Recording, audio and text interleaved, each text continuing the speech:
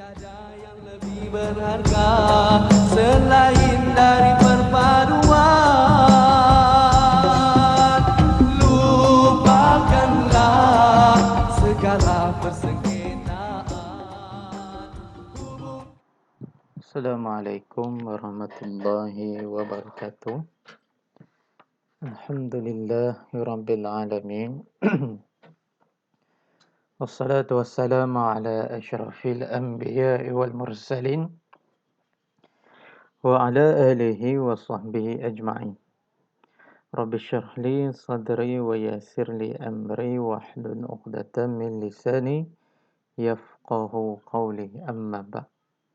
Pelajar-pelajar yang dikasihi sekalian, alhamdulillah, insya-Allah pada pagi ini kita akan teruskan kelas tajwid Al-Quran kita dengan kita meneruskan penerokaan di bawah tajuk hukum nun sukun dan tanwin, dan kita akan masuk kepada hukum bacaan yang pertama,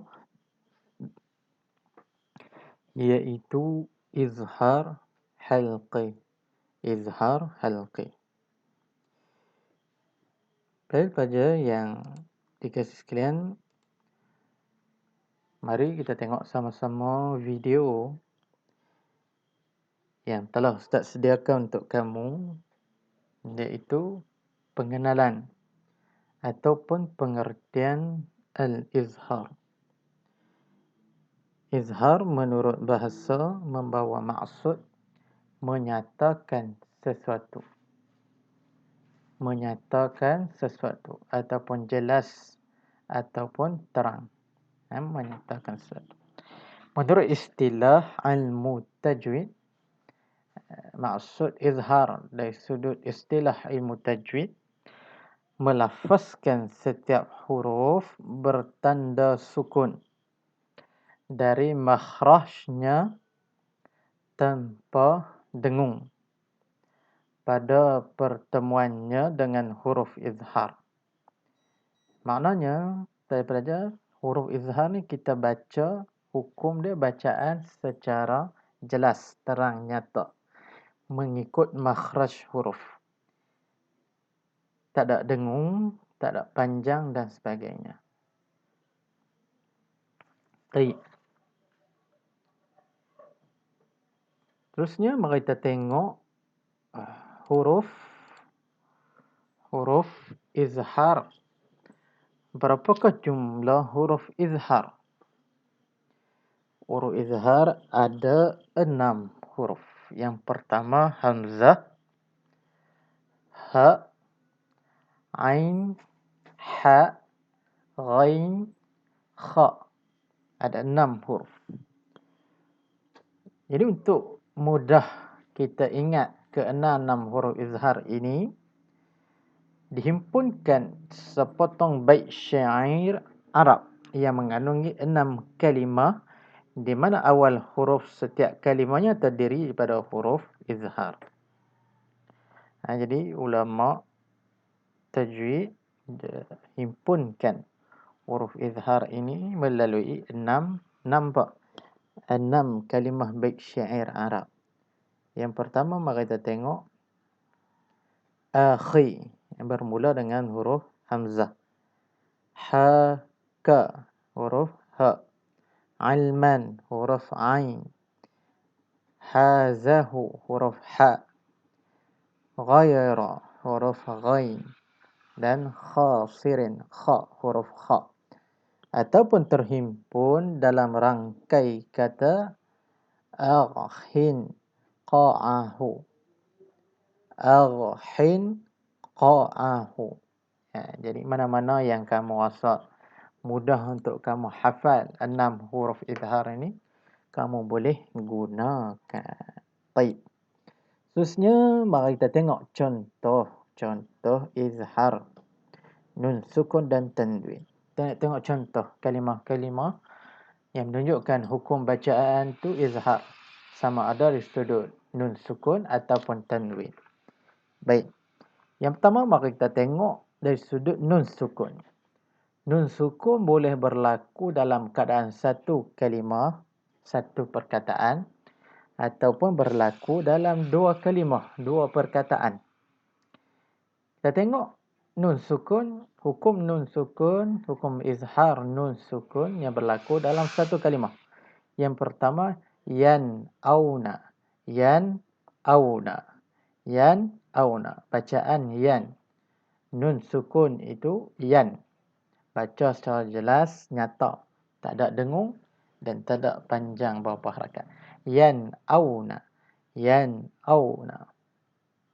Yang kedua, yan hauna. Huruf ha nun sukun bertemu dengan huruf ha tadi. Yan auna nun sukun bertemu dengan huruf hamzah.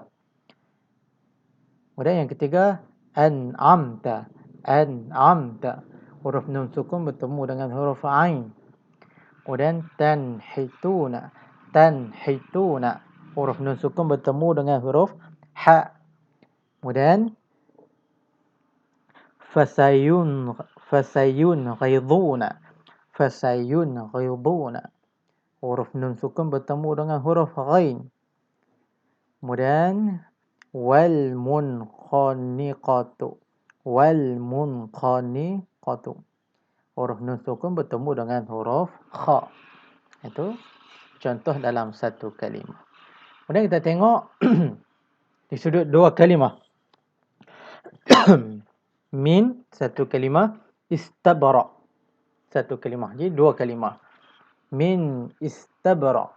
Nun sukun, nun mati bertemu dengan hamzah. Min istabraqa.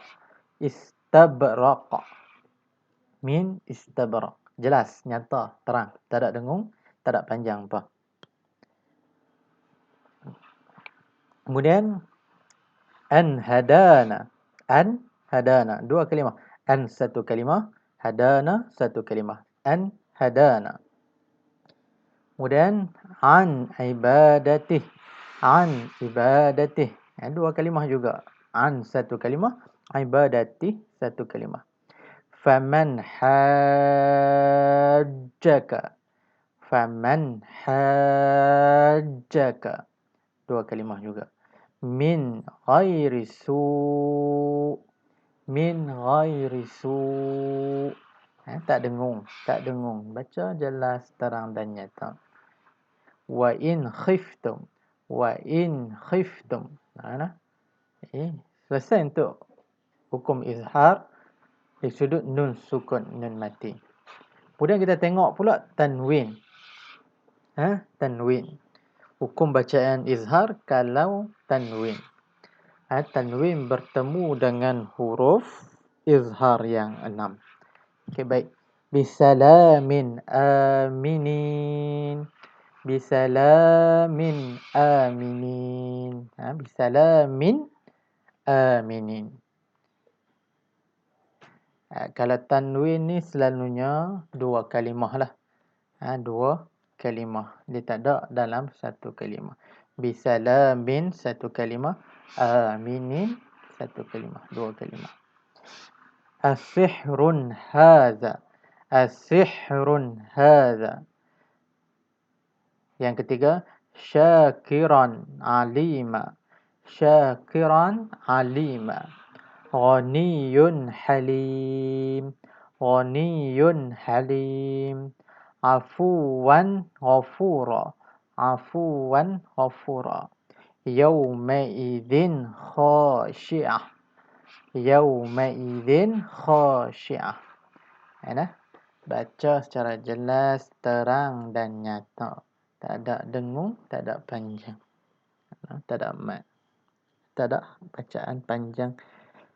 Beberapa harakat tu tak ada. Baik. Jadi pelajar sekalian, jadi kita nak faham hukum izhar dalam hukum nun sukun dan tanwin ini. Apabila nun sukun atau tanwin bertemu dengan huruf izhar yang 6. Bukan nak kena bertemu kena 6 huruf tu dalam satu masa. Antara salah satu huruf izhar yang 6 tu kalau bertemu bertemu nun sukun dan tanwin bertemu dengan huruf salah satu huruf izhar, maka hukum bacaan dia nyata, jelas dan terang. Tak ada dengung. Ha? Okay, baik. Kalau dalam nun sukun dia ada dalam satu kalimah ataupun dua kalimah. Macam contoh yang kita tengok ini. Baik. Jadi, saya rasa itulah sebaringkas penerangan yang Ustaz dapat berikan pada pagi ini berkenaan dengan hukum bacaan izhar.